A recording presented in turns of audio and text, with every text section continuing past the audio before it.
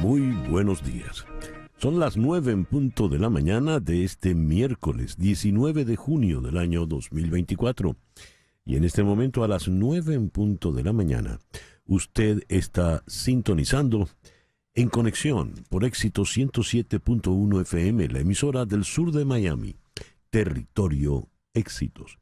Usted también nos puede escuchar en su teléfono celular si descarga la aplicación Actualidad Media Group.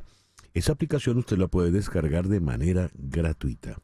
Y si usted entra en www.exito107.com, además de escucharnos, nos puede ver. Aquí recibo el saludo de Guillermo Useche en Puerto Ordaz, Hugo Boscán en Játiva. Mucho calor, 31 grados allá en Valencia, España.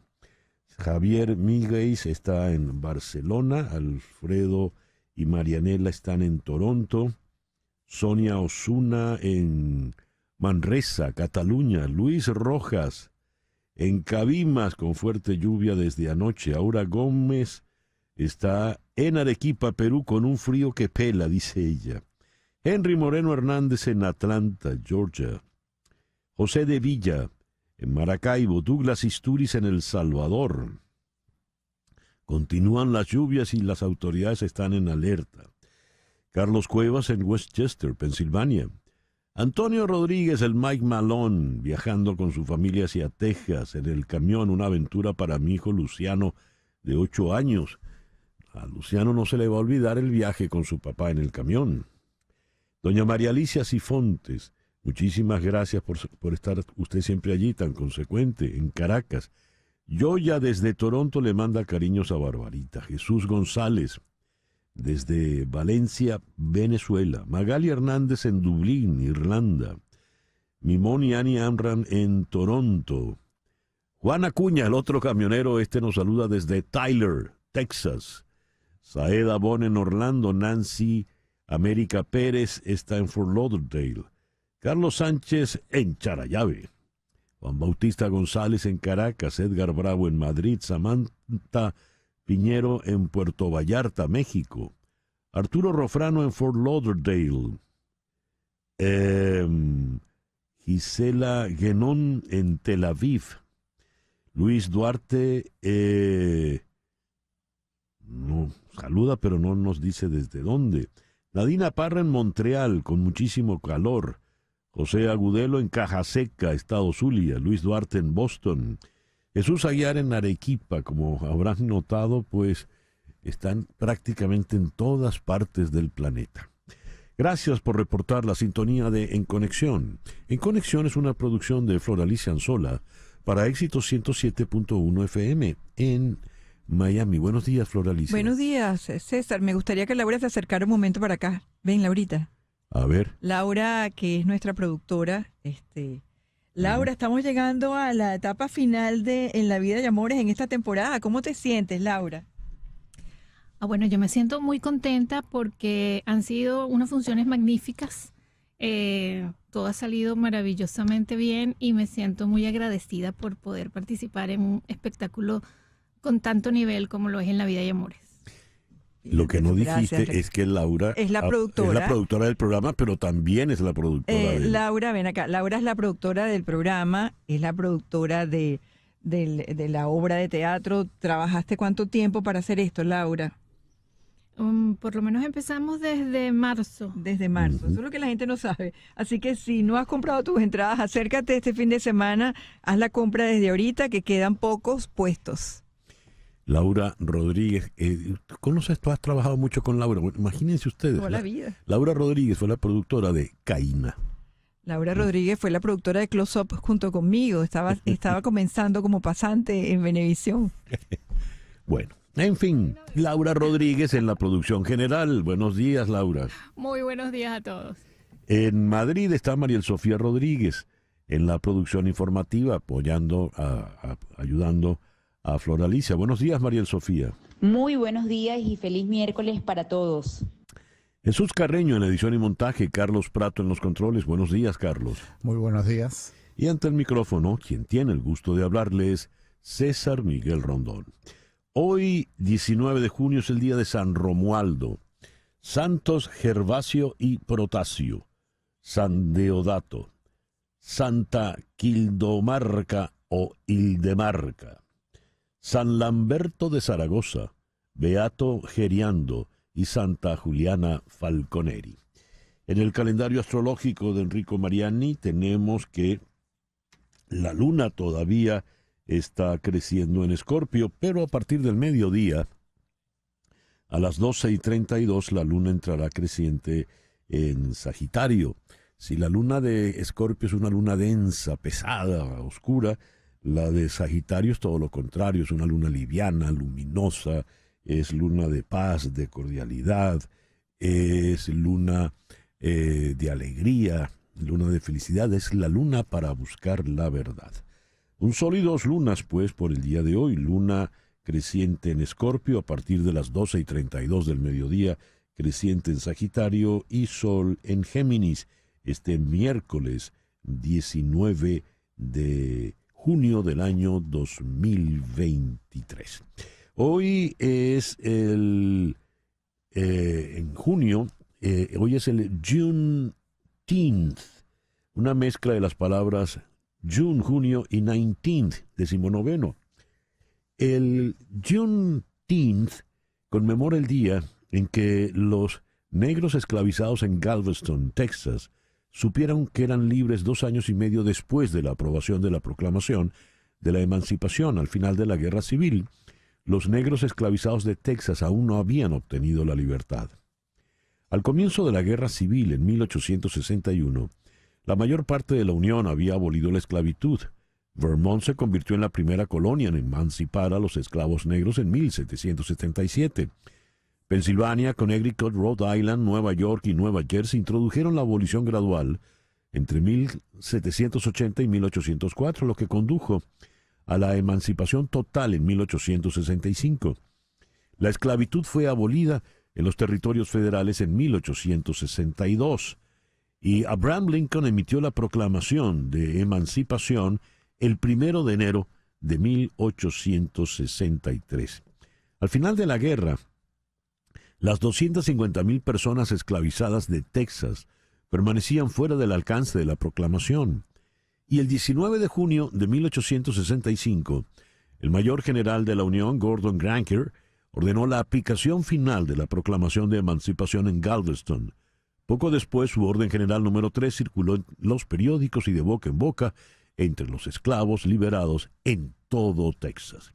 Y allí el Juneteenth, 19 de junio. Hoy es también el día para la eliminación de la violencia sexual en los conflictos. Y es el Día Mundial del Paseo, o día para disminuir la velocidad y disfrutar del mundo que nos rodea. El programa que hemos preparado para el día de hoy lo vamos a iniciar en Bogotá con Gianfredi Gutiérrez Torres, coordinador de Cocuyo Chequea. Con él vamos a abordar el tema de la desinformación en la campaña electoral en Venezuela, sobre todo a través de redes sociales.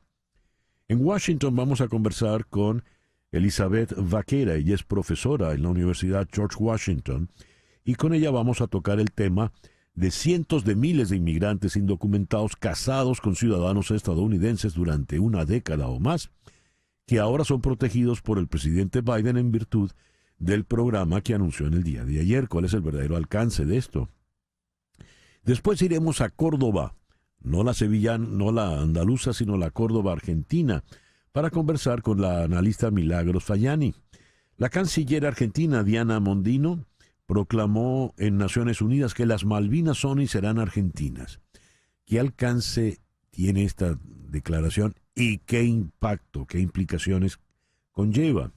Luego regresaremos a Bogotá para conversar con el internacionalista César Niño. En circunstancias normales, Ucrania ya habría celebrado elecciones.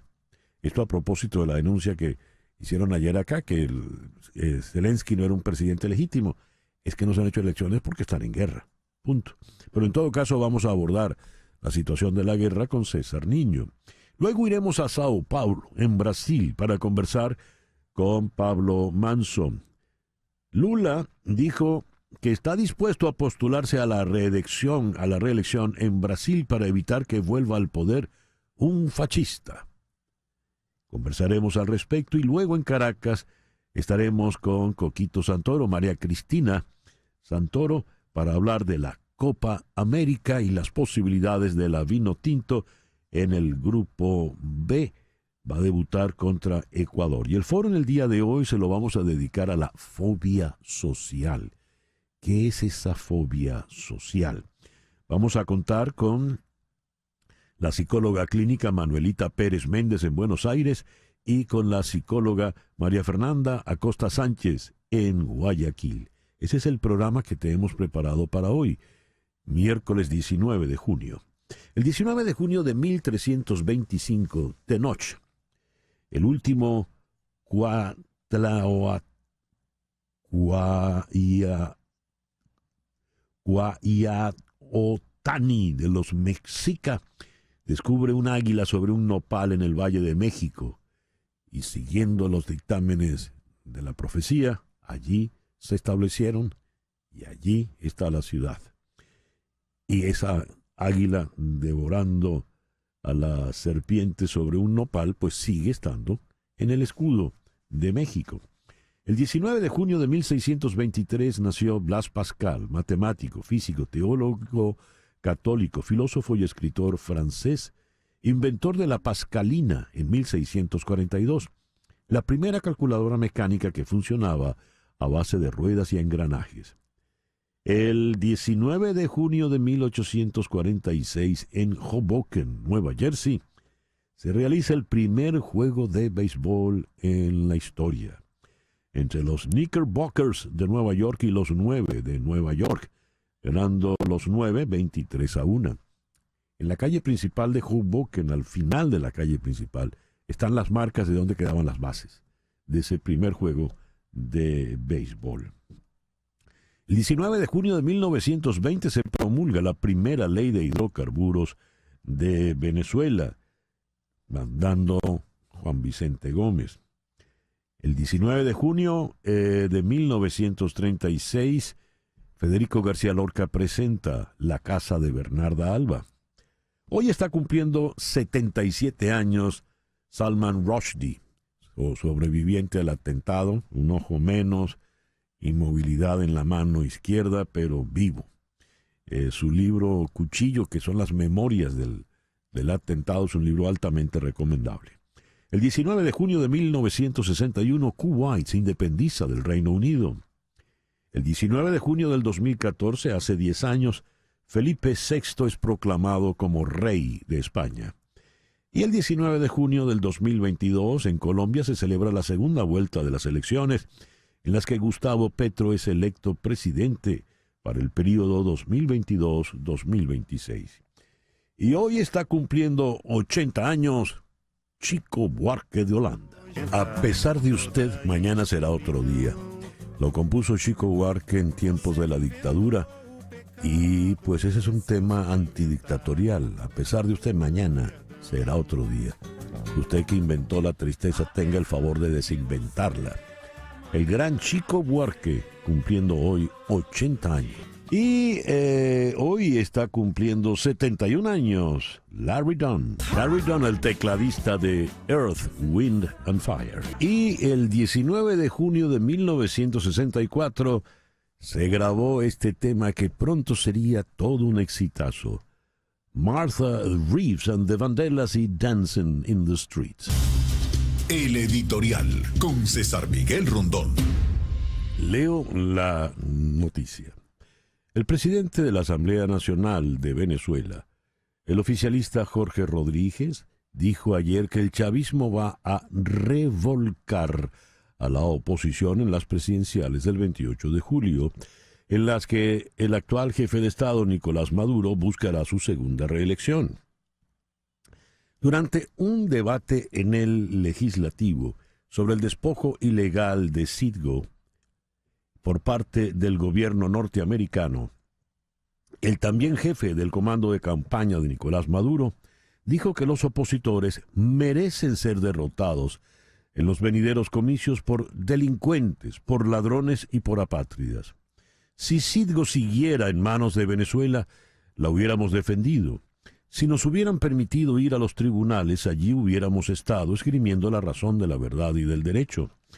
Estos antichavistas no hicieron otra cosa que hacer comparsas y señalar el camino al gobierno de los Estados Unidos para que nos quitaran Citgo. Evidentemente, el señor Rodríguez miente. Tal cosa no fue así. Si reparamos en la razón que lleva a Citgo a este estado crítico, hay que, pues, detenerse en lo que ocurrió con Citgo. Voy a leer este tuit del abogado Rafael Chavero. Dice: cuando usted escuche Citgo en los próximos días, recuerde que el gobierno de Chávez decidió expropiar sin pagar decenas de empresas nacionales y extranjeras. Él sabía que los platos rotos lo iban a pagar futuras generaciones, pero así es el populismo de irresponsable. De manera tal de que lo que está diciendo ahora el señor Rodríguez, pues, no tiene mayor sentido. Y cuando habla de la revolcada, es bueno que reparemos en las encuestas. Bien, si nos detenemos en la encuesta de Oscar Schemmel, una encuesta chavista, dice que Maduro tiene el 56% contra el 22% de Edmundo González Urrutia. Eso es una revolcada, pero eso lo dice Oscar Schemmel, el chavista. En un porcentaje más crítico, otra encuestadora chavista, Insight, nos dice 52% para Nicolás Maduro, 16% para Edmundo González Urrutia. Esas son las dos únicas encuestas que colocan delante a Nicolás Maduro. ¿Qué dicen las demás encuestas? ERCON, 67% González Urrutia, 23% Maduro. Mega Análisis, 61% González Urrutia, 10% Maduro. MB Research, 58% González Urrutia, 24% Maduro. ORC, Osvaldo Ramírez Colina, 51% Maduro, 17% 51% González Urrutia, 17% Maduro. Delfos, la de Félix Seijas, 50% González Urrutia, 26%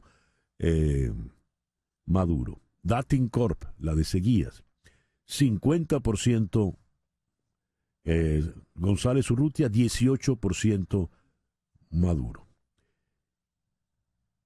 Consultores 21 es la que pone el peor indicador para González Urrutia, le da apenas 36%, pero son 11 puntos por encima del 25% que le da a Maduro. Y Data Análisis, que ha sido tan cuestionada en estas semanas, nos dice 50% González Urrutia, 20% Nicolás Maduro. ¿Qué tal la revolcada, Jorge Rodríguez? 9:21 de la mañana. Ahí está la Lupe y su interpretación clásica de ¿Qué te pedí?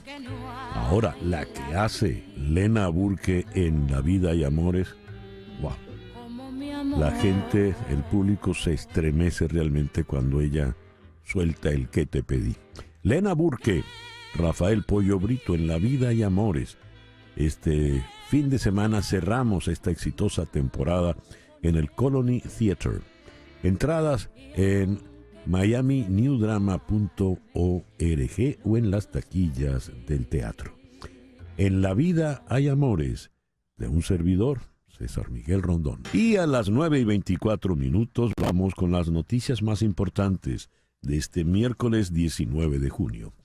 El ejército israelí aseguró haber aprobado y validado los planes operativos para una ofensiva militar en el Líbano, el mismo día que aterrizó en Beirut el principal mediador de la Casa Blanca en el conflicto entre Israel y la milicia chií Hezbollah, Amos Hochstein.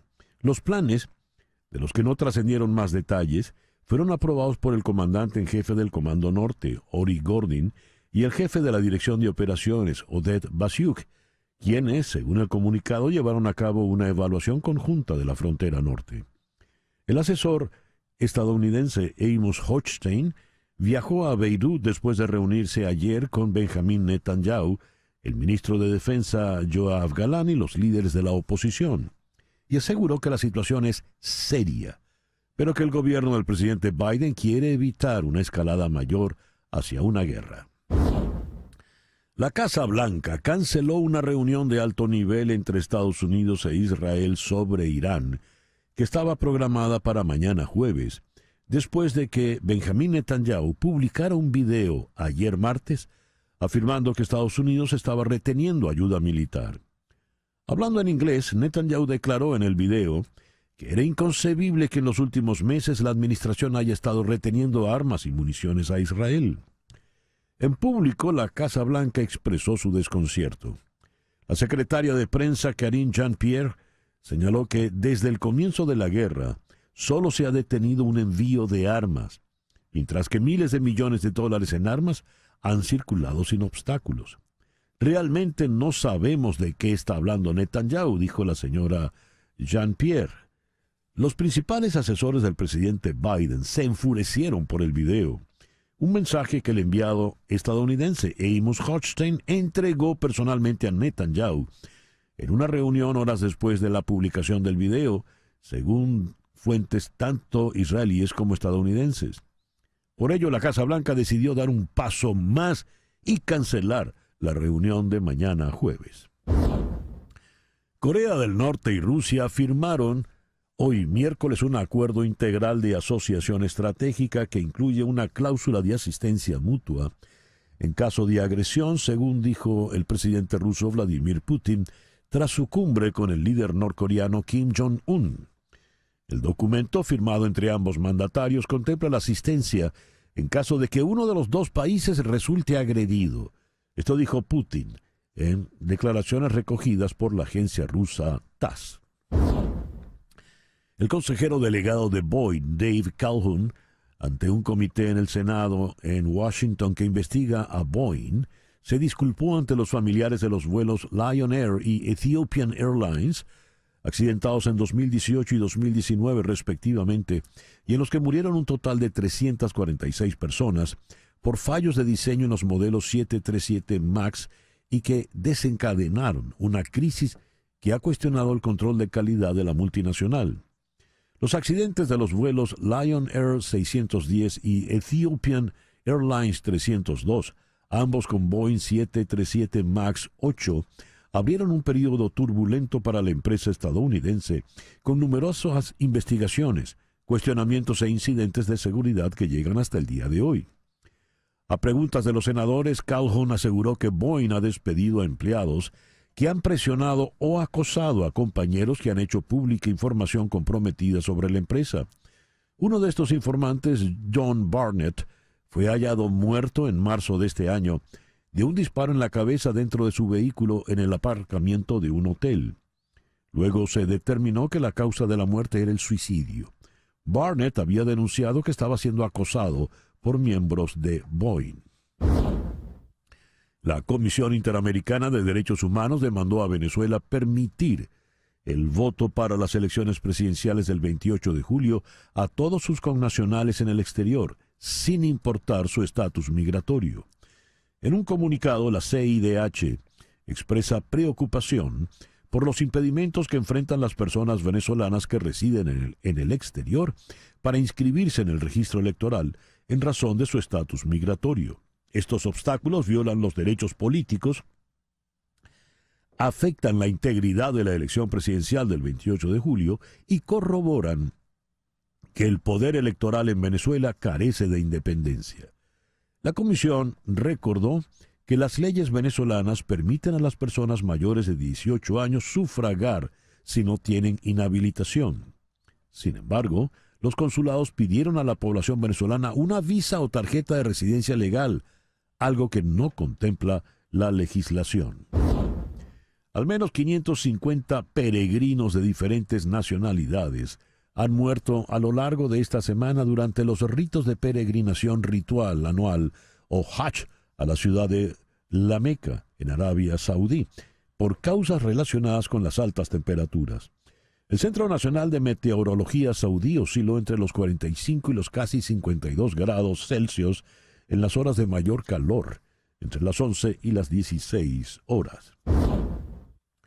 2 ataques con arma blanca en apenas 5 días contra ciudadanos de origen extranjero en el mismo centro comercial de la ciudad de Oulu, en el noreste de Finlandia.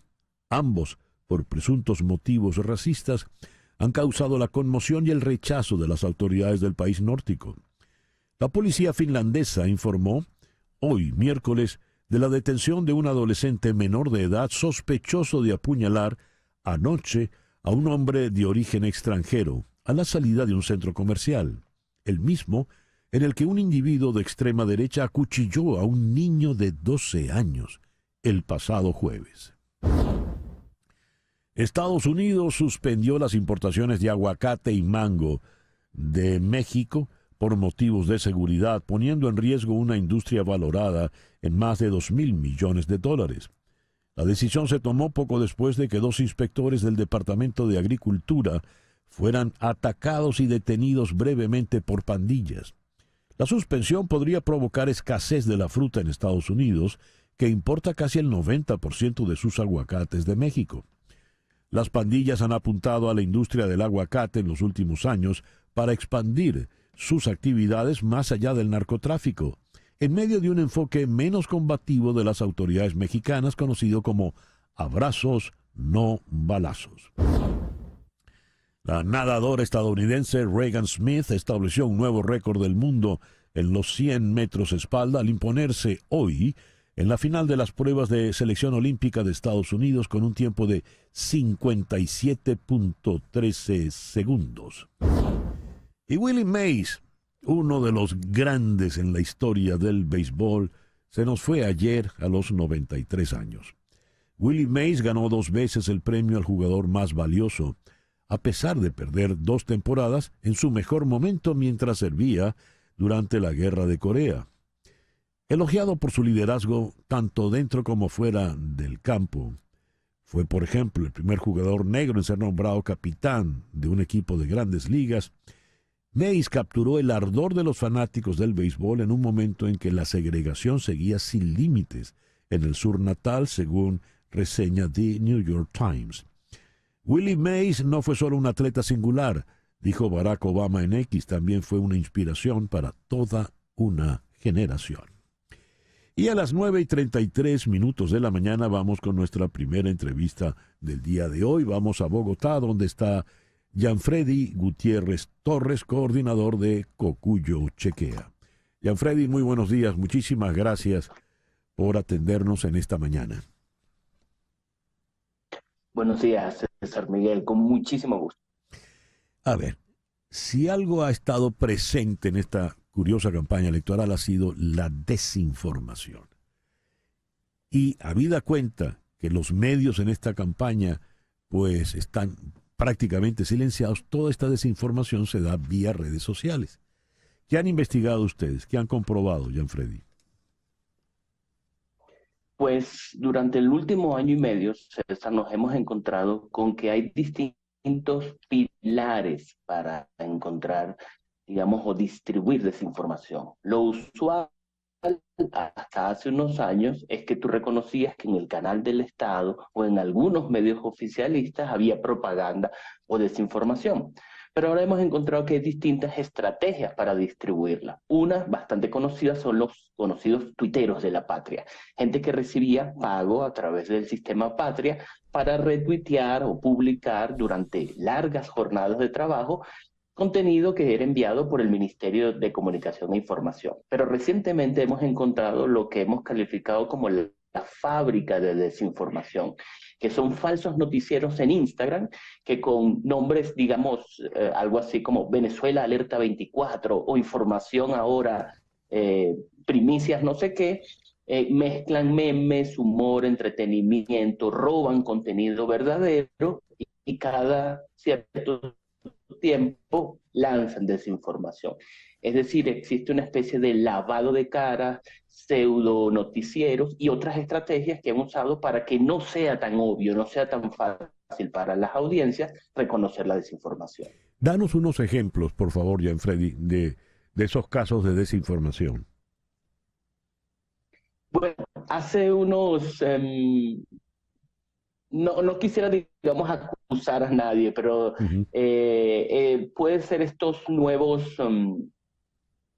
a ver, hay algunos medios que hasta hace unos años eran independientes, ¿no? Como Globovisión y El Universal, o incluso que tenían cierta línea editorial como Últimas Noticias, que ahora hemos descubierto que cuando aparece una de estas encuestas dudosas o una de estas desinformaciones que son videos reales pero viejos, como corretearon a Maduro en Maracaibo o apedrearon a Maduro en San Félix, son videos de cosas que sucedieron en 2017, en 2019 y quizás en otros contextos. Y aparecen en estos medios pseudoinformativos de Instagram, o si son encuestas dudosas, aparecen, y lo que hemos encontrado, en cuestión de 2 o 3 minutos en estos medios que ayer eran independientes. Es decir, no todas las audiencias pueden entender que estos medios que fueron creíbles e incluso centenarios, hoy están a la orden de otros intereses. A ver, por ejemplo, se dice, la jefa del Comando Sur de Estados Unidos amenazó con una respuesta inmediata si se agrede a María Corina Machado. Y tal cosa fue falsa. ¿Cómo se distribuyó esa noticia, por ejemplo? Pues a eso es un poco más oscuro porque vimos que se distribuyó mucho más en WhatsApp y en Telegram, donde no tenemos la posibilidad de escanear o de buscar cuál es el origen.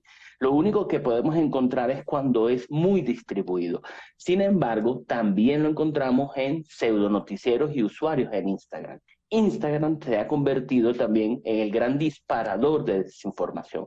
Si tú y yo creamos un medio llamado Venezuela 24 Alerta, probablemente la gente que ya no tiene tanta credibilidad en los medios y en los periodistas como hasta hace algunos años, prefiera consumir este tipo de contenidos. Pero además juega otra cosa, César Miguel, que es que los algoritmos saben si tú prefieres esa mezcla de memes, entretenimiento, noticias lúdicas que no necesariamente están en los medios reconocibles o en los medios nativos digitales creíbles, y es más fácil que muchos usuarios desprevenidos aparezcan. Y finalmente, TikTok. TikTok es un medio que es una red social que es mucho más oscura porque un video de hace 5 años, de 3 años o de ayer es presentado en el scrolling, en el uso cotidiano de las personas sin revelar si esto es nuevo o es viejo, y no siempre las audiencias tienen la alfabetización mediática para reconocer que si Maduro dice que va a renunciar si gana la oposición, es un video de diciembre del 2020, cuando la oposición no compitió. O están los prejuicios. Como yo quisiera que fuese verdad lo de Laura Richardson, le doy credibilidad a este tipo de contenido, más allá de tomarme todo el tiempo necesario para verificar. Hablando de esos videos puestos fuera de contexto, recién corrió un video viejo cuando detuvieron el avión de Lorenzo Mendoza en Barquisimeto. Mi pregunta, Gianfredi, ¿quién pone a correr esos videos y cuál es la intención, aparte de evidentemente confundir? Lamentablemente no es tan sencillo. Lamentablemente Determinar el origen. Fíjate cómo hace 2 días Reuters mostró... Ahora sí. Sí. Perdone, pudimos reconocer en un estudio o en una investigación de Reuters que el contenido de antivacunas había sido emitido por el Pentágono y no por China, por un interés geopolítico. Este tipo de cosas también suceden.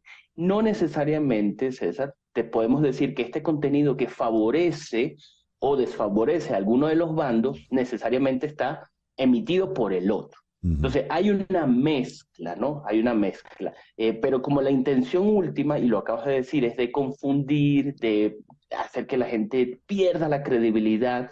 Si Gianfredi miente, o si Gianfredi se equivocó, entonces ¿en quién creo? Si el Nacional se equivocó, Sí. si Últimas Noticias miente. Justamente es eso. No es tan fácil encontrar el origen, puede haber distintos orígenes y además también jugamos los usuarios que ayudamos a distribuir información que quisiéramos o creemos que es verdadera. Gianfredi, ¿cómo detectar que algo es falso? Pues justamente para los usuarios hay algunas pistas que tienen que ver con las emociones, ¿no? Hay una figura mnemotécnica que tiene que ver con un conocimiento que levantó Charles Darwin, del origen de las especies, un libro en que él estudia a los seres humanos y encontró que todos tenemos más o menos las mismas emociones que se reflejan en una conocida película de animación, ¿verdad? Uh-huh. Sí, hay un contenido a los que estamos expuestos en redes sociales y nos exacerba las emociones de sorpresa, miedo, alegría, rabia o temor, probablemente es un contenido que intenta manipularnos emocionalmente. Hay que decirlo de esta manera, el periodismo riguroso, serio, no suele ser tan sexy, no suele ser tan atractivo como el meme de Laura Richardson. El meme de Laura Richardson apela a tus emociones, ¿no? La muestran a ella con el uniforme, la forma fácil de distribuir y dispara algunas cosas. Ese tipo de disparadores emocionales o de sesgos, yo quisiera que fuese verdad que corretearon a Maduro, o quisiera que fuese verdad que esta marcha de María Corina estuvo vacía. Este tipo de cosas que te refuerzan lo que ya tú crees son las señales, las alertas más claras para decir, alerta, esto probablemente sea desinformación. Ya. Hablando de esa desinformación, Edmundo González no ha sufrido ningún infarto, que fue otra de las especies que corrió por esas redes. Gianfredi, muchas gracias por habernos atendido en la mañana de hoy. Fue un gusto estar contigo y conversaremos pronto de nuevo. Seguro que sí. Gianfredi Gutiérrez Torres es el coordinador de Cocuyo Chequea. Nos habló desde Bogotá. Hacemos una pequeña pausa y al regreso, ¿qué fue lo que dio el presidente Biden para los indocumentados, inmigrantes indocumentados casados con estadounidenses? De eso vamos a conversar a nuestro regreso. Esto es En Conexión por Éxito 107.1 FM. En Miami. Cientos de miles de inmigrantes indocumentados casados con ciudadanos estadounidenses durante una década o más pueden ser protegidos por el presidente Biden en virtud del programa que se anunció en el día de ayer. ¿Qué características tiene este programa? ¿Cuál es su verdadero alcance? Vamos a Washington.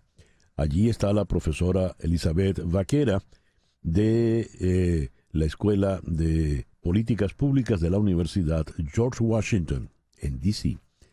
Elizabeth, muy buenos días. Muchísimas gracias por atendernos de nuevo en el programa. Buenos días. ¿En qué consiste este plan presentado por el presidente Biden y cuál es su verdadero alcance? El alcance que determinan dentro del Departamento de Seguridad Nacional del país es que va a alcanzar como unas 500.000 adultos y unos 50.000 niños. La idea detrás de esta orden ejecutiva es que personas que están casadas, personas sin documentos legales en Estados Unidos, personas indocumentadas, como normalmente lo decimos, que están casadas con residentes, con personas ciudadanas de Estados Unidos, pueden pedir su residencia permanente legal sin tener que salir del país, que es el proceso que ha existido normalmente para personas en esta situación para poder quedarse en Estados Unidos. Esto también se extiende a lo que estiman que son 50.000 individuos, personas de menores de 21 años que tienen padres indocumentados, y ellos son indocumentados, pero tienen al menos un padre, que es un padre o una madre, que son documentados, que son ciudadanos en este país. O sea que el alcance que estiman es de unos 550,000 individuos viviendo en Estados Unidos. A ver, como todo en este momento pasa por la discusión política electoral, ¿cuáles son las objeciones desde el Partido Republicano a esta medida? Bueno, como ocurre a menudo, este tipo de políticas las llaman amnistía, pero esto está lejos de ser una amnistía en Estados Unidos. El programa de DACA lleva en lugar 12 años, ya lo sabemos, entonces estas personas llevan viviendo en Estados Unidos, como dice la orden ejecutiva, más de 10 años en este país. Entonces esto no es una amnistía para todas las personas que están residiendo en Estados Unidos sin estatus legal, y que esto va a crear pues inmigración adicional al país. Por supuesto, a veces hay discusiones sobre si aumenta la criminalidad, pero no hay evidencia alguna en este caso de todas las personas que hacemos investigación en este tema, apoyando este tipo de argumentos. Claro, porque eso se alimenta de esa especie de leyenda negra de que el inmigrante es un delincuente, ¿no? Y que va a envenenar la sangre del local. Ahora, exacto. Y le puedo decir incluso más, el proceso para vetar estos inmigrantes o estas personas que están residiendo en Estados Unidos sin documentos legales en este momento, requieren están vetadas, como decía, de una forma muy severa. No tienen que tener ningún antecedente penal. Y de hecho, si hacen la petición y se encuentran que tienen estos antecedentes penales, están sujetos a deportación. Entonces, exacto, este proceso no es porque lleves aquí 10 años o más de 10 años, estés casado con una persona que tenga ciudadanía americana. Si tú tienes antecedentes legales y te expones a esto, también arriesgas que te deporten del país. Elizabeth, tengo una pequeña confusión. ¿Debo estar casado 10 años o más o tengo que estar en Estados Unidos 10 años o más o ambas? Perdón, sí. No, a clarificar. Debe haber estado en Estados Unidos por 10 años o más. Casados, no hay explicación en la orden ejecutiva cuánto tiempo deben haber llevado casados, pero se han debido ocurrir antes del 17 de junio del 2024, que es cuando esta orden ejecutiva se hizo pública. Claro, porque determinar eso sobre la duración del matrimonio ya es meterse en otros asuntos, ¿no? No, ahí no se meten. Claro, imagínese usted, si me llevo bien o no con mi esposa, eso es otra cosa.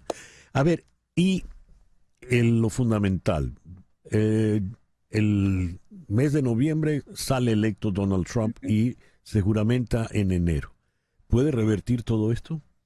Ciertamente. Esas son todo órdenes ejecutivas, igual que se hizo la anulación de DACA en septiembre del 2017.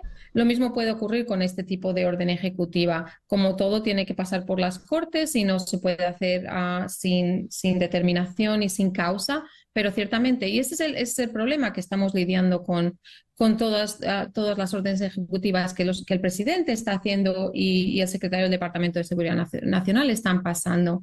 Tanto lo que hablamos la semana pasada sobre el asilo, tanto como esta, es que son procesos que son muy inestables y no son permanentes. Y por eso una determinación para la inmigración de este país solo va a ser permanente si pasa por el Congreso. ¿Y eso no es factible? Pregunto. Tal y como está el Congreso de dividido, no es factible. Todo se politiza. Si un partido dice hay que tirar para este lado, el otro está diciendo para tirar al otro. Aunque a veces las políticas sean contradictorias o incluso los argumentos que vemos a nuestros políticos diciendo en público se contradigan al cabo del tiempo. Ya. Elizabeth, muchísimas gracias por estos minutos en la mañana de hoy. Muchas gracias. Elizabeth Vaquera es profesora de Sociología y Políticas Públicas en la Universidad George Washington, allí en la ciudad de Washington, D.C. 9:51. Las noticias de este momento en Conexión Radio. ¿Qué noticias tenemos en este momento, Flor Alicia? Esta noticia, César, ya se cumplió un año de aquel momento que vimos con horror cómo comenzaba una búsqueda multinacional de un submarino comercial y 5 pasajeros que días después terminaría en tragedia. ¿Recuerdas el Ocean Gate, el controvertido operador detrás de ese desafortunado submarino que estaba tratando de llegar al Titanic y implosionó? Ujú. Pues bueno, evidentemente esto puso como una pausa en el tema del turismo submarino a través de submarinos. Y lo cierto es que ahora hay un nuevo actor que está trabajando fuertemente para recuperar esa industria, ¿no? Se trata del Triton Submarines, que pues ha hecho un esfuerzo y además cuenta entre sus inversores con el multimillonario administrador de fondos de cobertura, Ray Dalio, y el propio y famoso cineasta James Cameron, quienes pues han promocionado las credenciales de Triton Submarines para poder pasar además las pruebas que le piden partes de algunos organismos como la propia Oficina Estadounidense de Transporte Marítimo para sacar adelante estos viajes hacia el Titanic. De hecho, James Cameron es el director del Titanic. Ujú. Y sí recuerdo, fue dramático. Había Fue incluso un terrible. padre y un hijo, ¿no? Un padre y un hijo, un multimillonario, que además había invertido en esa misma empresa Ocean Gate. Sí, para llegar al pecio del Titanic y poderlo ver. Exactamente. Bueno, Una pena. lo pueden ver en la película. Mejor, más Sí. seguro. Gracias, Flor Alicia. La canciller de Argentina, la economista Diana Mondino, dijo ayer en Naciones Unidas: las Malvinas son y serán argentinas. Esto lo dijo en su primera visita a Nueva York para participar en el debate anual del Comité Especial de Descolonización de la Asamblea General de Naciones Unidas. Domésticamente, ¿qué impacto tiene este discurso? Y en el plano internacional, ¿qué implica? Vamos hasta la Argentina, vamos a la ciudad de Córdoba, donde está la analista y consultora en comunicación política Milagros Fayani. Milagros, muy buenos días, muchísimas gracias por atendernos. Muy buenos días a ustedes, muchísimas gracias por la invitación, un placer conversar con ustedes. A ver, ¿por qué la señora Mondino, ahora en su rol de canciller, es tan enfática en su debut en Naciones Unidas?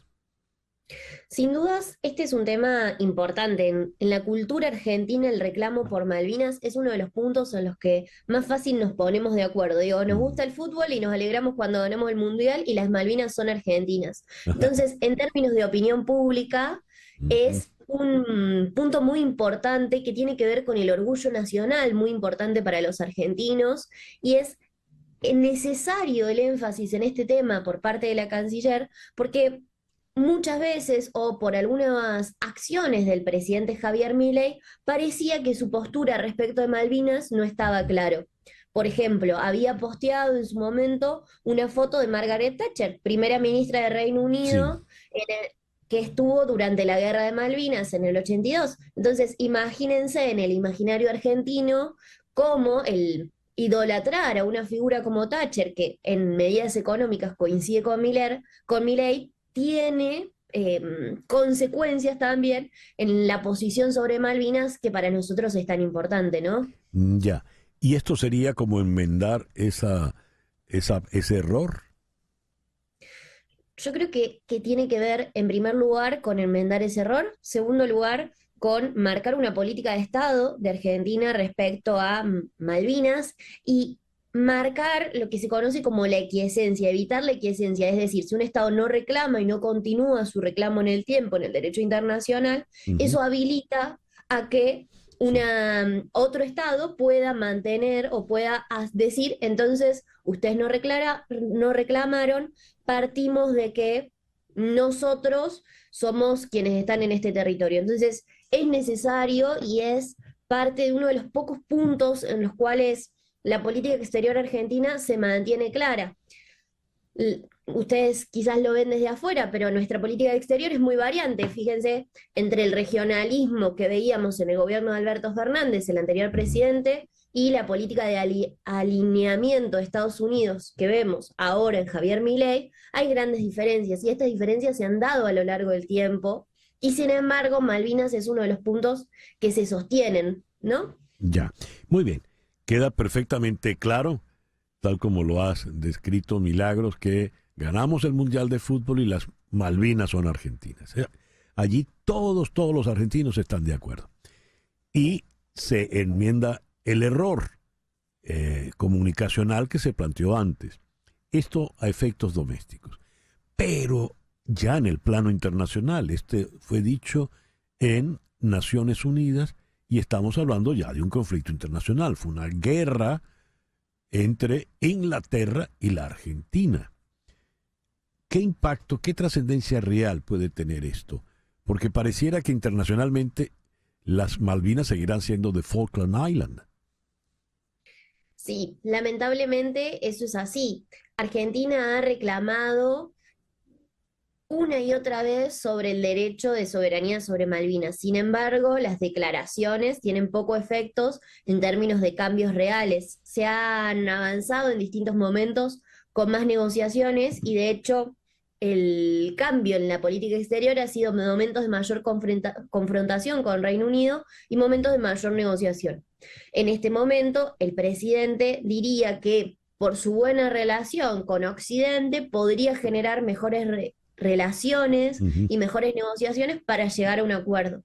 Sin embargo, yo creo que es una negociación meramente declarativa porque por la cantidad de recursos económicos que tiene el territorio de Malvinas, Reino Unido no va a estar dispuesto a abandonar esa soberanía que ha impuesto y Argentina no va a dejar de mantener su reclamo. Entonces, no deja de ser una demostración formal de ese reclamo de soberanía, pero que en la práctica pocos resultados va a garantizar por sí solo y que hoy no tenemos otras alternativas para resolver el conflicto, ¿no? Milagros, más allá del discurso emotivo, del sentimiento, digamos, patriotero con relación a las Malvinas, ¿qué ocurre en las Malvinas propiamente hoy por hoy? Son unas islas que están lejos de la costa argentina, son islas australes, deben ser bastante inhóspitas. ¿Qué hay en las Malvinas hoy por hoy, Milagros? En las Malvinas hay una población, o sea, no son inhóspitas, sino que hay población y de hecho la discusión y el debate está en relación sobre la libre determinación de los pueblos, que tiene que ver con el derecho de un pueblo a autorreferenciarse su nacionalidad. Entonces, toda la discusión sobre el derecho internacional está basado en si esas personas que habitan las islas pueden decir, ok, mi nacionalidad es de Reino Unido, o si pueden decir, y entonces rechazan la soberanía argentina, o si no tienen el derecho porque, como argumenta Argentina, no hay un caso de colonización argentina que les permita librarse de esa colonización. Entonces, el debate está en torno a esos ejes. Y además de la población, muy importante, los recursos marítimos y sobre todo petroleros que hay en la tierra. Entonces, estratégicamente es un punto fundamental y geoestratégicamente con el avance cada vez más importante de la Antártida, donde también se entienden que hay muchos recursos y donde también es un área que está en constante debate o constante disputa entre los países, se vuelve fundamental para tener la soberanía sobre ese enclave que podría ser de Reino Unido o esas tierras que nosotros entendemos nuestras. Ya. ¿De cuánta población estamos hablando aproximadamente, Milagros? No tengo el número fino, pero entiendo que no son más de 100.000 habitantes. Ya. ¿Y estos hablan inglés, se asumen como súbditos de la corona británica? Hablan inglés y asumen como súbditos de la corona británica. De hecho, uno de los grandes falencias que hay en el sistema actual es que un argentino quiere ir a Malvinas y tiene que sellar su pasaporte como que entró a un país distinto. Entonces, ellos en su pasaporte es como si funcionaran como parte del Reino Unido. ¿Y se viaja con frecuencia a las Malvinas desde la Argentina?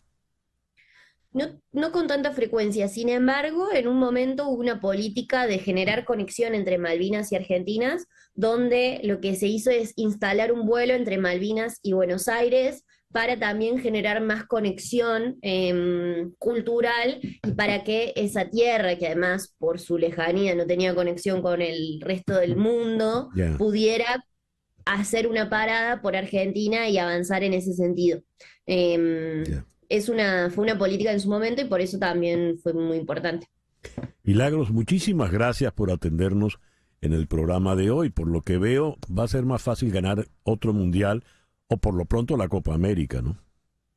Claramente va a ser más fácil ganar la Copa América, que ojalá estamos pensando que así sea, porque la verdad es que en Malvinas, si bien el reclamo continúa, es muy difícil que se logren resultados. Gracias, Milagros. Muchísimas gracias, hasta luego. Milagros Fayani es analista y consultor en comunicación. Nos habló desde la ciudad de Córdoba, en Argentina. 10:02 de la mañana, una pequeña pausa y ya regresamos con nuestro foro de hoy, dedicado a la fobia social. ¿Qué es el trastorno de ansiedad social? Más allá de la simple timidez, la fobia social es un temor intenso y persistente a ser observado y juzgado por los demás. Este miedo puede afectar el trabajo, la escuela y otras actividades diarias. Incluso puede dificultar hacer nuevos amigos y conservarlos.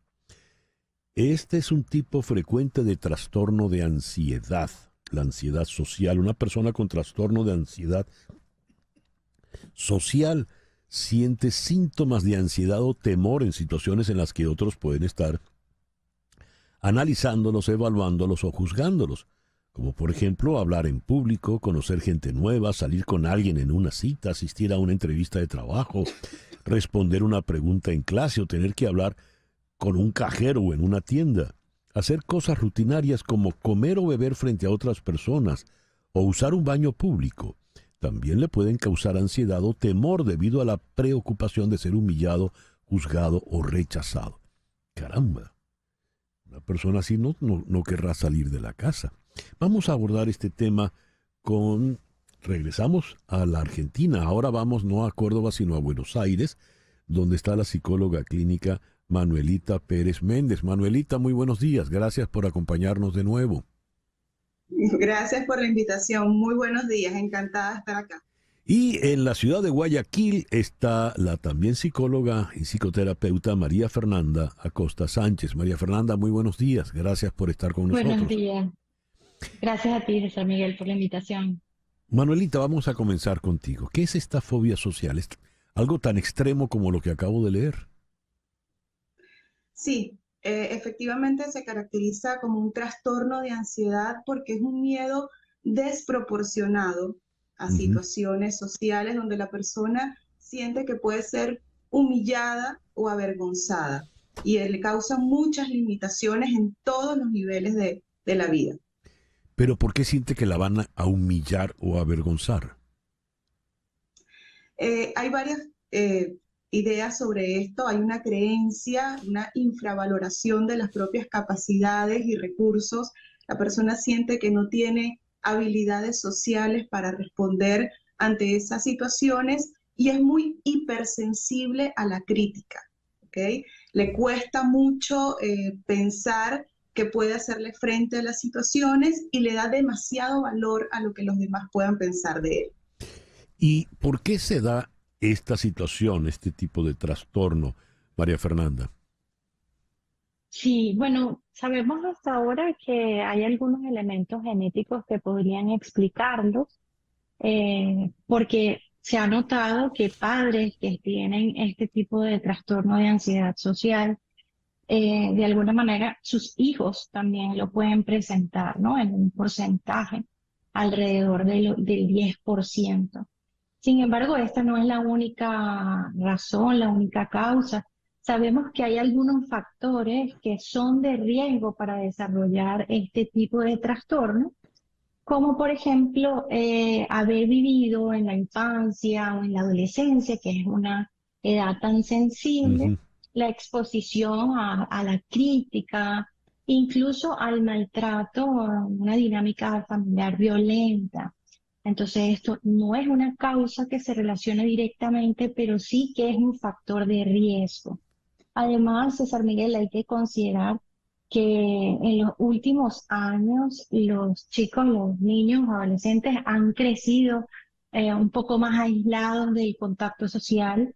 y, digamos, están más necesitados de desarrollar esas habilidades sociales. Entonces, si estos factores se combinan, pueden derivar en este tipo de trastorno. Por lo que estás diciendo, María Fernanda, este mal, este trastorno, crece ahora. ¿Cómo? Este trastorno, por lo que acabas de decir, del aislamiento de los jóvenes, de los adolescentes, tiende a crecer ahora.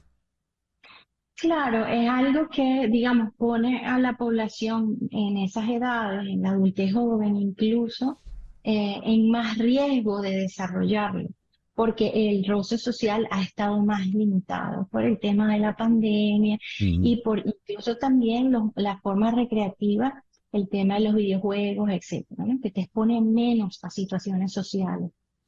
A ver, ¿cómo diferenciamos? Porque esto puede parecerse a la timidez, ¿no? ¿En qué se diferencia este trastorno de la timidez, Manuelita? La timidez sin duda es una forma de ansiedad en relación a ciertas situaciones, pero que la persona puede ir manejando con la experiencia, es decir, es reductible a la experiencia.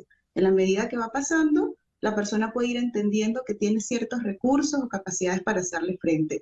En el caso de la ansiedad social, lo que ocurre es que el miedo es desproporcionado y no se reduce con la experiencia. Hay además una anticipación catastrófica y negativa y hay una evasión de las situaciones sociales. En la timidez, la persona aún puede hacer cosas, aunque no le interese tanto, aunque le cueste, puede exponerse a ciertas situaciones sociales, mientras que en el trastorno de ansiedad social hay una evitación activa de las situaciones y es por eso que trae tantas consecuencias. La persona puede empezar a evitar ir a situaciones sociales como fiestas, reuniones o no participar en cosas que le importan mucho e incluso en cuanto al trabajo, ir a la universidad, hacer citas, tener relaciones de pareja saludables. Entonces, ahí se marca la diferencia entre la timidez y la ansiedad social como trastorno.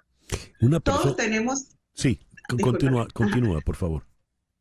Que todos tenemos situaciones que nos importan mucho y que en algún momento nos pueden causar miedo. Por ejemplo, una entrevista de trabajo, ¿ok?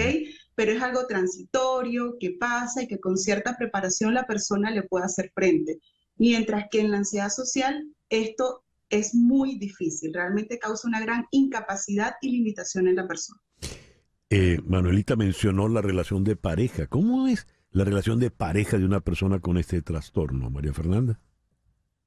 Bueno, es curioso porque estas personas podrían sentirse un poco más cómodas con alguien que tiene una relación más cercana o más íntima. Sin embargo, cuando este trastorno se cronifica y se hace muy intenso, podría afectar también su relación con la pareja, ¿no? Y digamos que un poco también agregando para distinguir a la timidez, digamos, uno puede sentir ciertos síntomas, César Miguel, pero cuando se trata de una fobia social, estos síntomas son muy intensos. Entonces, imaginemos una persona que no solamente le palpita el corazón un poquito más rápido si está en una situación en la que le van a evaluar, sino sudoración, enrojecimiento. Y esto le puede pasar a una persona también con su pareja, si esto está muy cronificado. Pero digamos que suele ser más fácil manejar relaciones más cercanas. Incluso síntomas expulsivos, ganas de vomitar o ganas de defecar, pueden ser parte de los síntomas que aparecen, no solamente nuestros pensamientos, que tienden como a hacer una interpretación que voy a ser juzgado, desvalorizado, señalado por un aspecto físico, emocional o de funcionamiento, sino también esa parte física que genera tanto malestar en los pacientes y que hace que se aíslen. Ya. Manuelita, por lo que comentaste, la timidez se puede ir superando y esa, por lo que entendí, puede ser una superación, digamos, espontánea. Pero en el caso de este trastorno, de esta fobia social, luce mucho más difícil. ¿Es tratable? Totalmente. La terapia cognitivo-conductual ha mostrado muy buenos resultados, justamente enfocándose en que la persona puede ir trabajando sobre estas creencias distorsionadas que tiene sobre sí mismo, sobre el mundo, sobre las situaciones sociales y también en desarrollar habilidades sociales y capacidad para resolver situaciones, para resolver problemas. En algunos casos también es necesario la medicación, tanto para mejorar un poco la sintomatología física, que como bien lo señalaba María, causa muchísima dificultad, también para trabajar toda la parte más ansiosa que tiene que ver más con los pensamientos, pero sí es tratable. ¿Qué tipo de medicamentos? Algunos antidepresivos, como los inhibidores selectivos de la recaptación de serotonina, han mostrado muy buenos resultados y los betabloqueantes para la parte más física de los síntomas físicos han mostrado buenos resultados. Y este punto del tratamiento es importante porque de hecho muchas personas padecen este trastorno por años.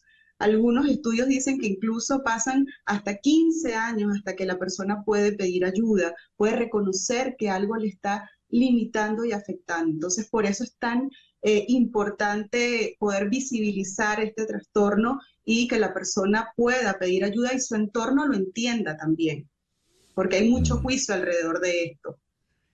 María Fernanda, en una de tus primeras intervenciones hoy mencionaste el aspecto hereditario. Sí. Hijos de padres con este tipo de fobia social, pues también la van a tener. ¿Qué tanto influye la crianza, más allá del hecho genético? Bueno, no se ha podido generar una relación causa-efecto con el tema de la crianza, pero por supuesto que se sabe que una crianza en donde no se favorece la socialización, las habilidades sociales, entonces, que es una violencia, es una crianza tal vez que tiende a la violencia, al maltrato, de alguna manera genera un riesgo de desarrollar este trastorno. ¿Tienes experiencia clínica que nos puedas referir? Sí, muy interesante, porque además trabajamos esos pensamientos que comentaba la colega Manuelita con mucha dedicación y también vamos dándole al paciente el soporte para que vaya enfrentando estas situaciones. En psicología conocemos esto como exposición. Entonces la exposición, en el caso cuando es muy crónico, César Miguel, uno le empieza en la imaginación. Bueno, y está con el paciente, imagina que vas al supermercado y vas a pedir el pan, por ejemplo. Entonces uno está con el paciente que está imaginando, trabajando estos síntomas físicos y estos pensamientos que van apareciendo para ir haciendo ajustes. Y luego de esa fase pasamos a la exposición en vivo y uno puede ir acompañando al paciente a exponerse a estas situaciones sociales más neutras inicialmente, con personas que no tienen una relación directa, como te decía, ir al supermercado, en una tienda a comprar algo, y progresivamente lo vamos haciendo en otras situaciones. El paciente va reportando sus síntomas, vamos trabajando sobre los síntomas hasta que ellos se vayan extinguiendo, desapareciendo. Pero la situación es extrema. Ir a comprar pan le produce pánico. ¿Así es? Sí, comentabas tú al principio algo, y sí puede pasar en casos complicados que la persona se aísle tanto que ya no quiera salir de casa. Y ahora tenemos tantos recursos porque podemos pedir por delivery nuestras medicinas, la comida, la compra del supermercado de nuestros productos de limpieza personal, lo que sea. Entonces la gente se puede complicar e irse aislando al punto de no salir y generar otros trastornos de ansiedad adicionales. Pero sí pasa. Dios.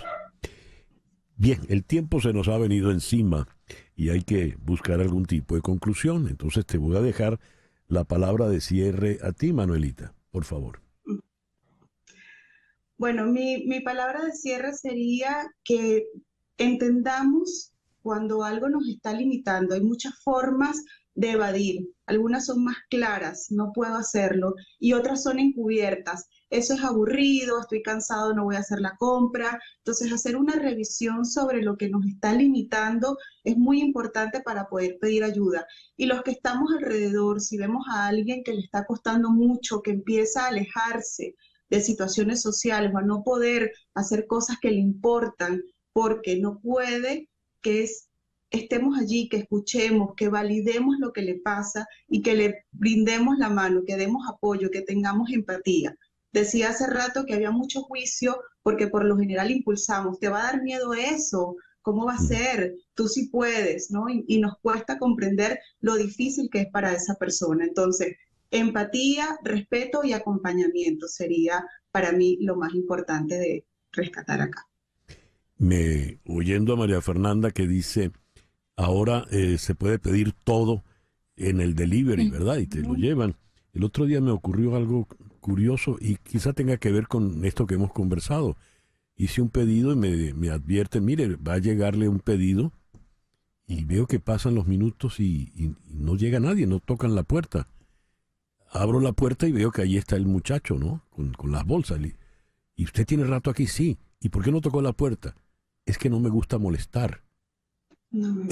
Sí, supongo que le pasaría algo parecido a esto, ¿no? Bien, Sí. se lo voy a remitir a ustedes la próxima vez que me lleve el delivery. Muchísimas gracias, Manuelita. Muchísimas gracias, María Fernanda. Siempre a la orden. Gracias a ti. Gracias a ti, César Miguel. María Fernanda Acosta Sánchez es psicóloga y psicoterapeuta y nos acompañó desde Guayaquil.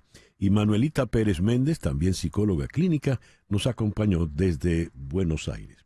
Hacemos ahora una pequeña pausa y al regreso hablamos de la situación de la guerra en Ucrania. Esto es En Conexión por Éxito 107.1 FM en Miami. El mandato presidencial de Volodymyr Zelensky finalizó el pasado 20 de mayo. De manera tal de que, como nos decían ayer acá en el programa, él ya no es el presidente legítimo. Y eso le va a traer, tiene inconvenientes porque no está representando legítimamente a la nación. ¿Por qué no ha habido elecciones? ¿Y es o no es legítima la presidencia de Volodymyr Zelensky? Vamos a consultar esto con el doctor César Niño, PhD en Derecho Internacional y experto en estos temas de seguridad y geopolítica. Vamos a Bogotá. César, muy buenos días. Gracias por atendernos. Está congelado, se ha congelado la imagen de César Niño. César, ¿estás con nosotros? Hola César, ¿cómo estás? ¿Me escuchas bien? Lo siento, es que tengo una muy mala señal en este momento. Sí, te acabamos de escuchar bien. César, ¿cuál es la situación de Volodymyr Zelensky en este momento? Bueno, la situación de Volodymyr Zelensky es complicada, es bastante compleja por varias razones. La primera, porque estamos en un estado de guerra. Desde febrero de 2022, Ucrania vive una invasión por todos los niveles, por tierra, César, por mar. disculpa que te interrumpa, perdimos tu imagen en este momento. A ver. No te... Sí, lo que pasa es que si pongo la imagen, creo que la calidad del audio es peor todavía. Bien. Vamos entonces, vamos con el audio, por favor, César. Ahora, ¿está mejor? Sí, adelante. Nos decía César.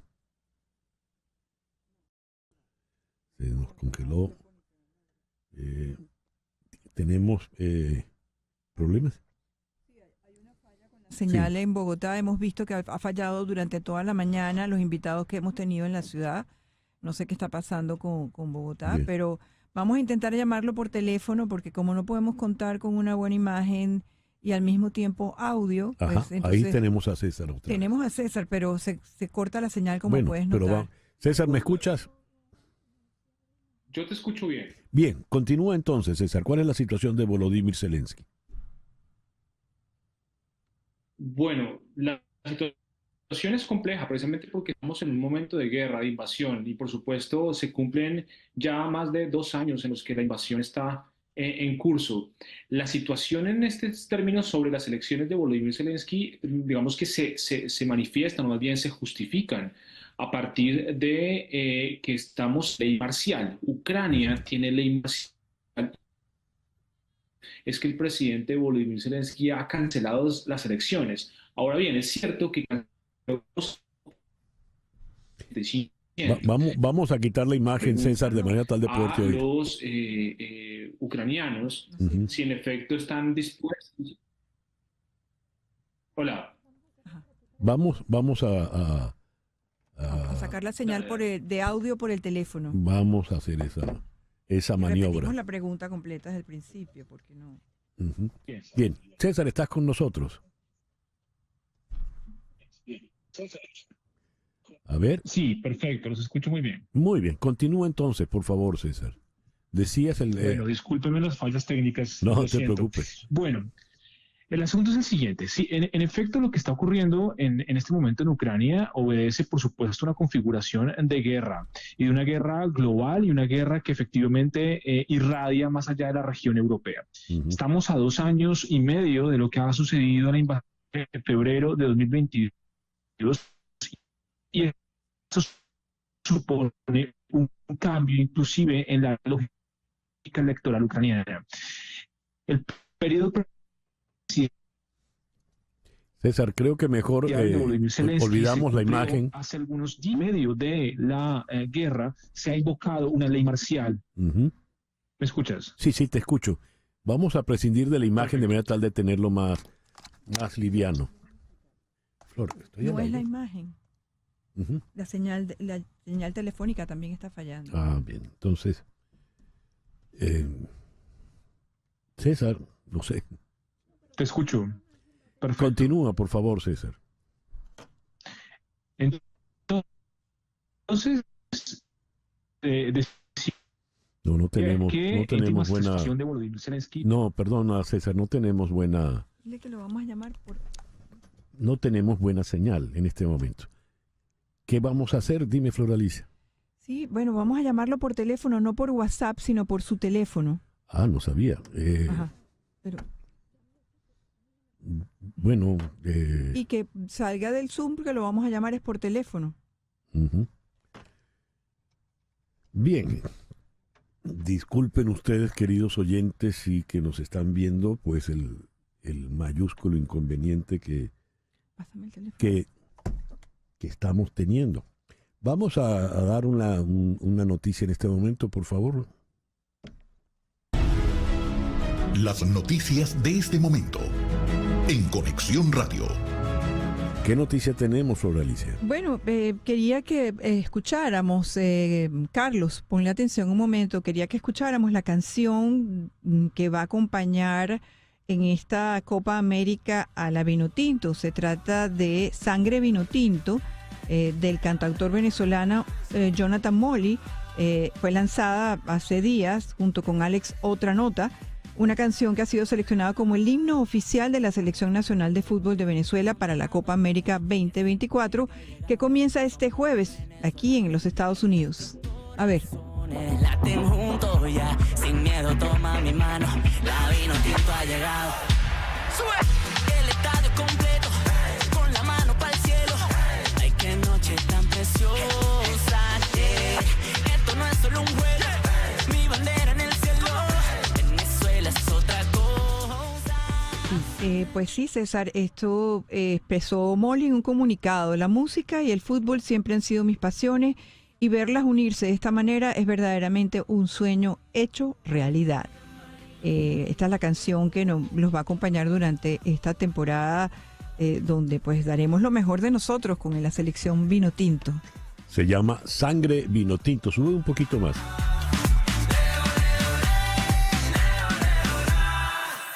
Y si un día tengo que naufragar.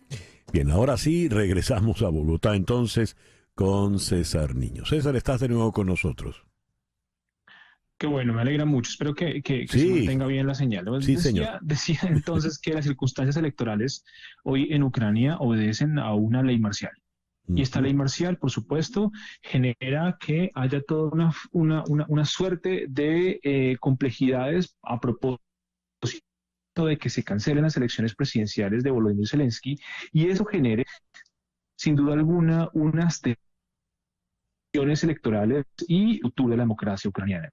Pero es interesante observar que hace muy poco se revelan unas estadísticas en las que la población ucraniana tiene una favorabilidad, una imagen favorable del presidente Zelensky de por encima del 85%. Esto significa que en últimas el presidente goza de cierto respaldo y cierta legitimidad que lo habilitan todavía para mantenerse en el poder. Zelensky ha dicho en últimas que no va a convocar elecciones a no ser que Ucrania se encuentre en paz. Significa entonces que se suspenden las elecciones, se congelan en el tiempo y hasta que no haya tal vez un viraje estratégico dentro de lo que ocurre en Ucrania, es muy probable que no se celebren elecciones próximamente. Esto a nivel internacional, en el contexto internacional, ¿de qué manera le puede afectar? Habida cuenta que está negociando con líderes mundiales, está pidiendo armas, está pidiendo dinero. Sí. Internacionalmente se le reconoce, tiene legitimidad ante estos otros líderes mundiales. Bueno, sí hay una cierta condescendencia con lo que pasa con la suspensión de las elecciones democráticas en Ucrania. La constitución ucraniana tiene vigencia desde 1996 y esto obedece a un periodo excepcional y un estado de excepción en Ucrania. Los gobiernos europeos, recordemos que hace unos pocos días se celebraba en Suecia una cumbre en la que efectivamente se hablaba sobre la paz y el futuro de Ucrania. Los líderes políticos europeos sostienen con gran vehemencia y con un buen beneplácito que Zelensky se mantenga en el poder porque una interrupción al régimen de Zelensky podría flaquear de alguna u otra forma la estrategia de Ucrania en la resistencia en el frente de guerra nororiental. Es decir, es muy probable que el respaldo occidental desde Estados Unidos y buena parte de Europa esté en que Zelensky cancele las elecciones y se mantenga por ahora porque está en periodo de guerra. Y la guerra no le está favoreciendo en este momento, ¿verdad? Es cierto. Es cierto, Zelensky es estratégica, pero tiene una ventaja política y es que tiene el respaldo por ahora todavía de la Unión Europea, de Estados Unidos y de Canadá, buena parte incluso de la parte política de la OTAN. Sin embargo, no tiene una muy buena, digamos, estrategia de repeler los ataques rusos en esta oportunidad, pero en esta, vamos, le viene muy bien un oxígeno político capaz de apoyar de pronto la estrategia militar general y operativa, sobre todo en el frente nororiental de Ucrania. César, muchísimas gracias por estos minutos en la mañana de hoy. César, muchas gracias y lamento los inconvenientes técnicos. No te preocupes. Gracias. César Niño desde la ciudad de Bogotá. Seguimos en América del Sur, pero ahora vamos a la ciudad de Sao Paulo, donde está el periodista Paolo Manso. Paolo, buenos días, muchas gracias por atendernos. Buenos días, César Miguel, es siempre un gusto estar contigo. Paolo, ha dicho el presidente Lula, no voy a permitir que este país vuelva a ser gobernado por un fascista, no voy a permitir que vuelva a ser gobernado por un negacionista. Esto con relación, por supuesto, a Bolsonaro. Pero puede reelegirse el señor Lula. Apenas tiene un año en el poder.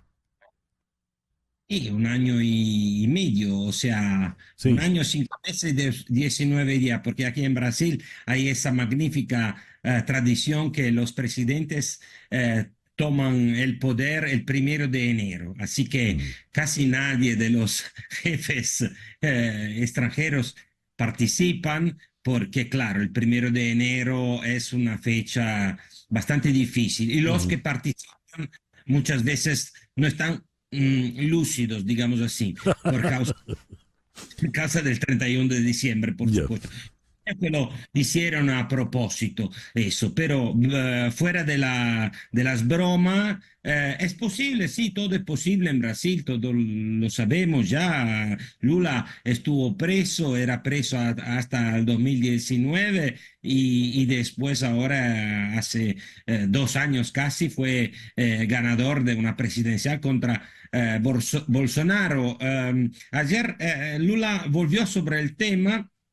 Y la cosa más interesante es que por primera vez Lula trató a Tarcísio, que actualmente es el gobernador de San Pablo, como potencial adversarios en las próximas elecciones presidenciales.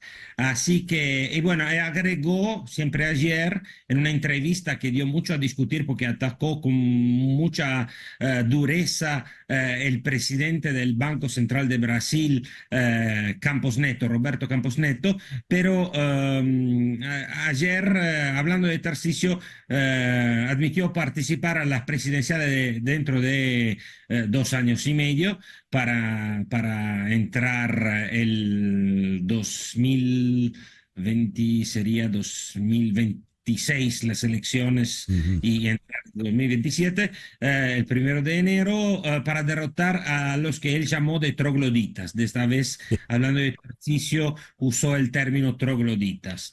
Si bien Tarcisio y Lula tienen un relacionamiento supuestamente bueno, por lo menos la última vez que lo vi juntos estaban bromeando uno con el otro. Este es Brasil, entonces, César, Miguel, todo es posible en Brasil. Sí, pero la pregunta te la hacía porque año y medio gobernando es poco para empezar a hablar ya de una campaña electoral futura, ¿no?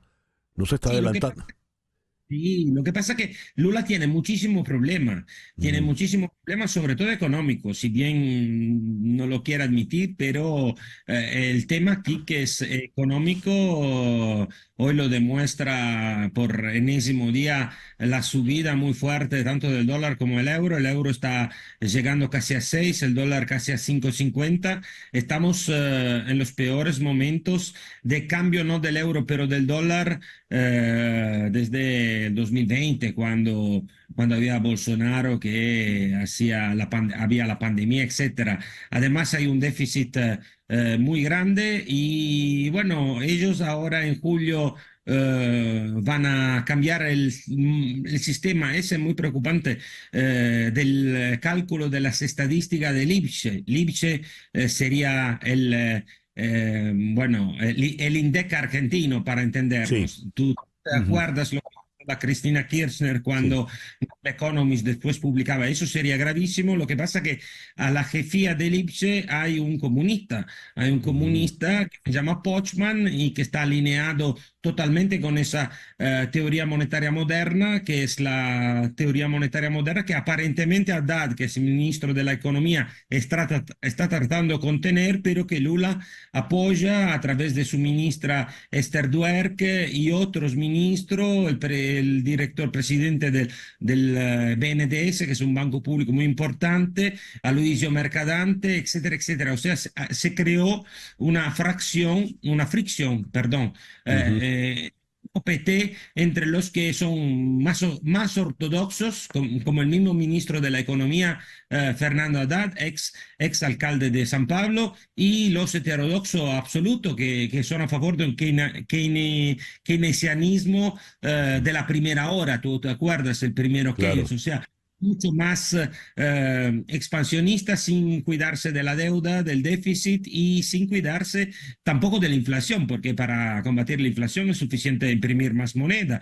Bueno, esa es una que nunca dio cierto. Lo vemos bien en Argentina ahora, que están tratando de revertir a pesar de todo lo que uno pueda pensar del payaso de Milei, pero en economía algo sabe y digamos así, vamos a ver cómo va. Entonces el problema de Lula hoy en realidad es económico. Como Clinton decía, is the economy stupid.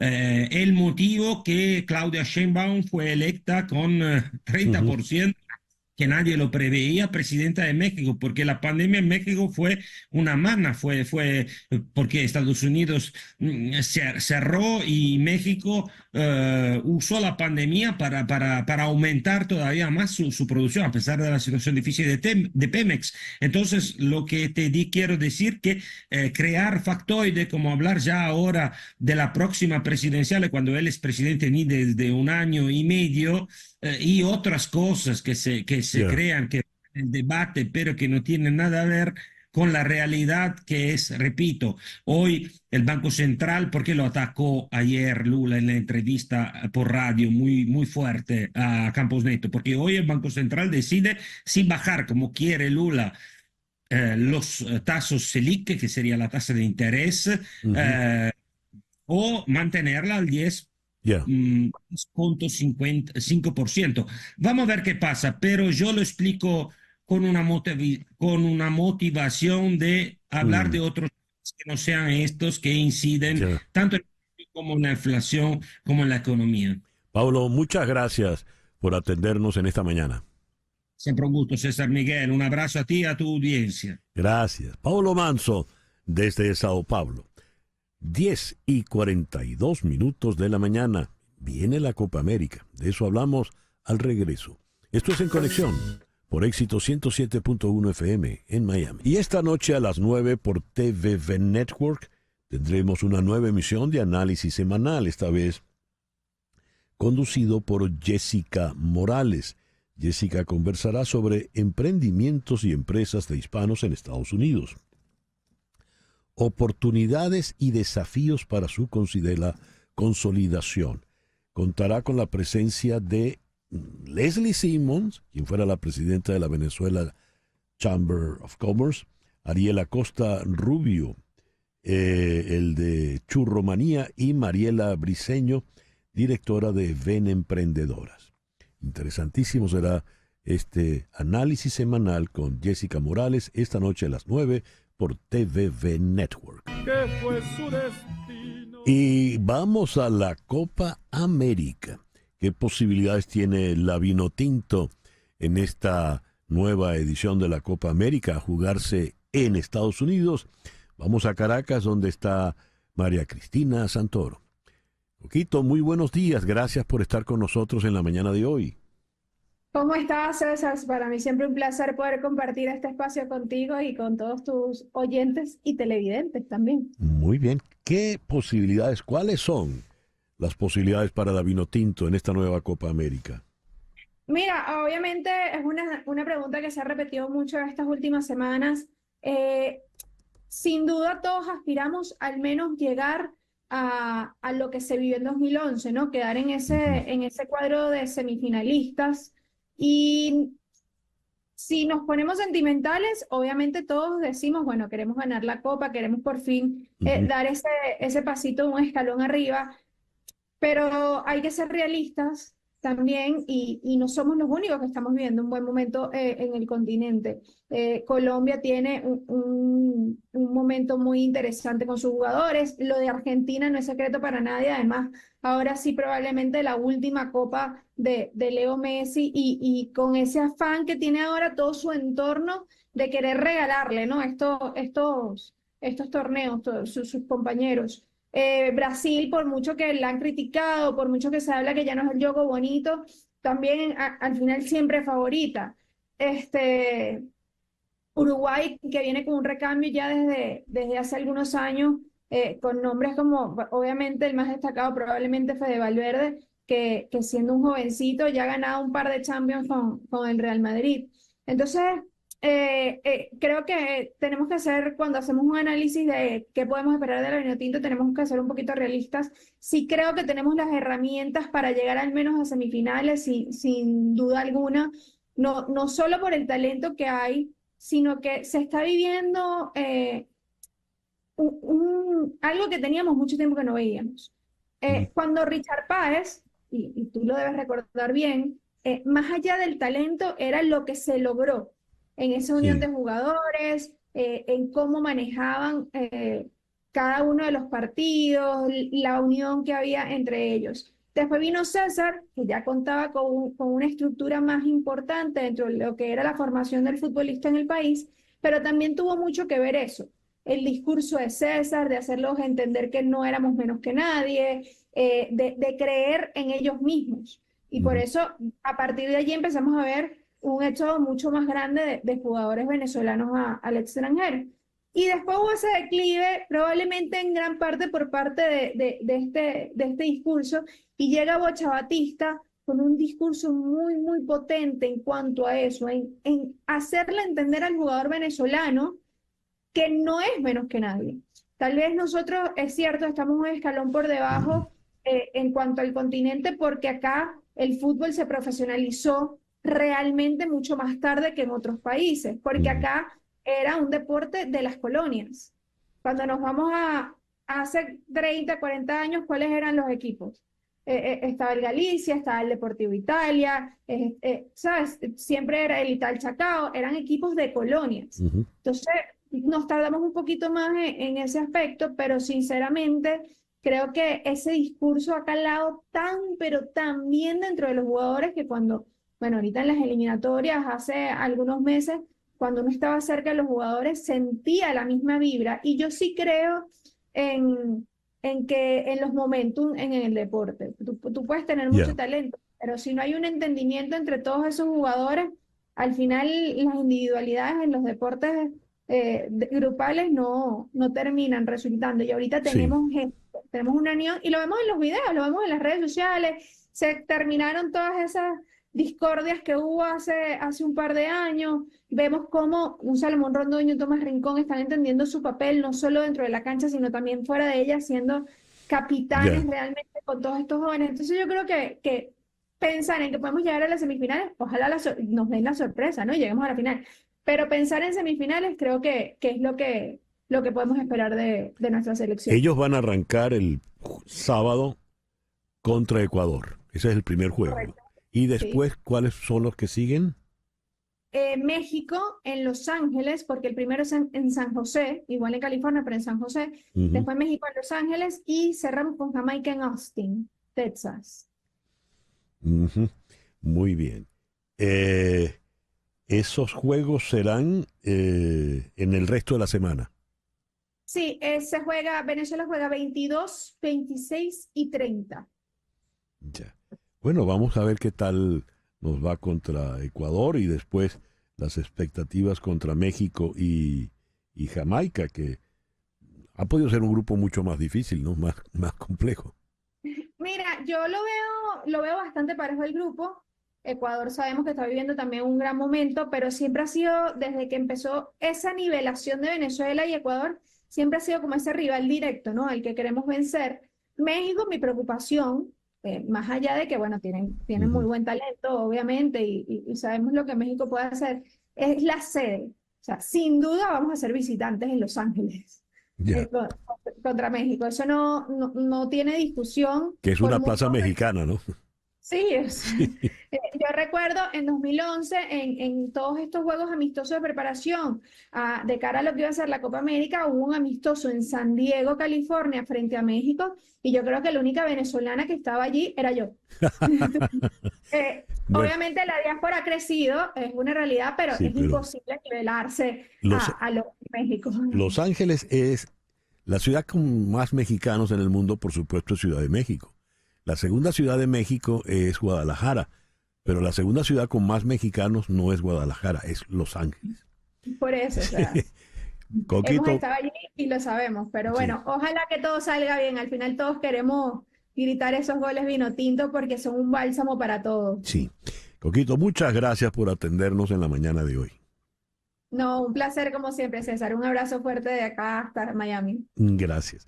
María Cristina Santoro, periodista deportiva especializada precisamente en el fútbol. Y ayer se nos fue uno de los grandes de todos los tiempos, Willie Mays, nada menos y nada más. Nacido el 6 de mayo de 1931 en Alabama, el gran número 24 de los Gigantes de San Francisco. Originalmente entró al equipo cuando la franquicia todavía estaba en la ciudad de Nueva York. Se fue con un récord extraordinario. Jugó 22 años, estuvo en 24 juegos de estrellas, fue líder en la nacional en jonrones en 4 oportunidades y se fue con 660 cuadrangulares. Cuando se retiró era la tercera cifra más alta en la historia. Ahora está por detrás de su ahijado Barry Bonds. La cifra de Bonds no vale.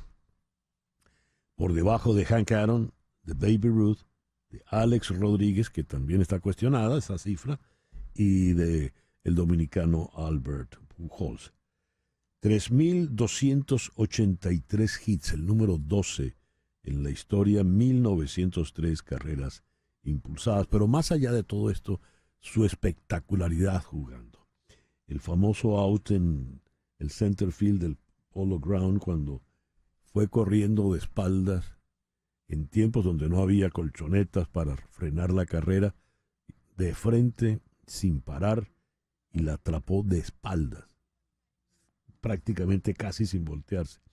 Todavía se puede, busque ese out, porque sigue siendo de los outs más impresionantes en la historia del juego. El gran Willie Mays. Hay una foto que vi recién en el Twitter con Clemente y Hank Aaron en un juego de las estrellas en el dugout. Bien, estas grandes figuras nunca se van, siempre se quedan con nosotros. Y se nos fue el programa, 10:58 de la mañana.